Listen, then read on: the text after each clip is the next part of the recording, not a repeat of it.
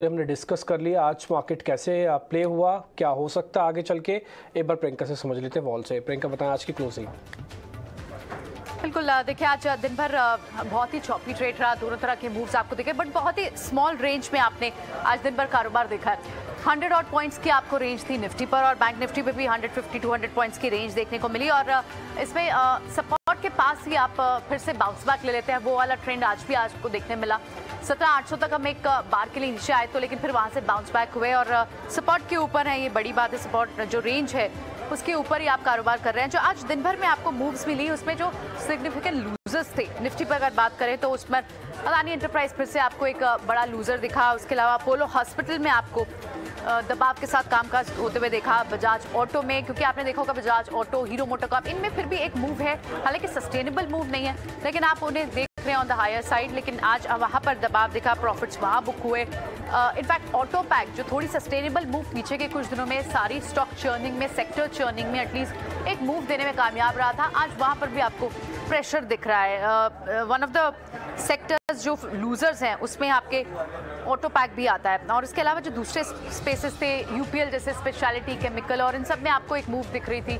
टाटा जितने भी chemical space, agro, fertiliser, उसमें आपको यूपीएल में भी मूव दिख रही थी, लेकिन यहाँ पर भी आज प्रॉफिट बुक होते हुए दिखे हैं। इसी तरह से अगर आप निफ्टी गेनर्स की बात करें तो आज पावर स्पेस, पावर चाहे ट्रांसमिशन हो, पावर कमिश्निंग हो, डिस्ट्रीब्यूशन हो, प्लेटफॉर्म हो, वहाँ पर एक मूव है। पीक सीजन आने वाला है और इससे एक बड़ी राहत की खबर उन सब माइंस के लिए भी है जो जिनकी डिपेंडेंस इंपोर्टेड कोल पे नहीं है।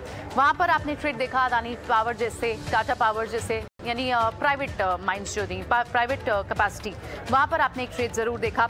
इसी तरह से एनटीपीसी, आईईएक्स, इनमें आपको मूव दिखी। थोड़ा सा बाजार डिफेंसिव की तरफ टिल्टेड दिखा। तो आपको ब्रिटानिया हो, एचयूएल, मैरिको, हालांकि सब में इतनी बड़ी स्ट्रेंथ नहीं थी, एटलीस्ट वीक नहीं थे सेक्टर्स, और इसमें कुछ तो बीटीएससी ट्रेड्स भी हमारे एक्सपर्ट्स आइडेंटिफाई कर रहे हैं हमारे लिए।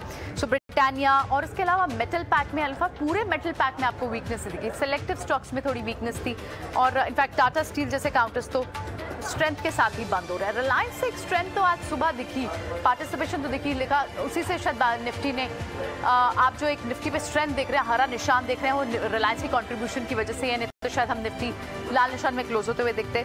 तो रिलायंस से जो आधे % की मूव आई, वो बड़ी मूव में कन्वर्ट नहीं हो पाई, लेकिन एटलीस्ट वीक नहीं था, ड्रैगर नहीं था रिलायंस।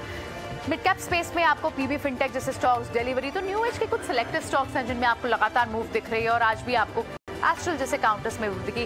उसके ऑपोजिट आज कंप्लीटली बैंक्स ड्रैगर थे, पीएसयू बैंक्स ड्रैगर्स थे, मिड कैप बैंक्स ड्रैगर्स थे, और आप क्लियरली देख रहे हैं जो दबाव बैंक निफ्टी पर दिखा, कोई बहुत बड़ा दबाव नहीं, लेकिन लगातार आज तीसरा चौथा दिन है जब आप नीचे की तरफ स्लिप होते हुए दिखाई दे रहे हैं। और तो क्लियरली पीएसयू बैंक्स पहला बड़ा सेक्टर लूजर रहा, उसके बाद आईटी रहा, और फिर मेटल और ऑटो पैक जहां से दबाव बनते हुए दिखाई दिया।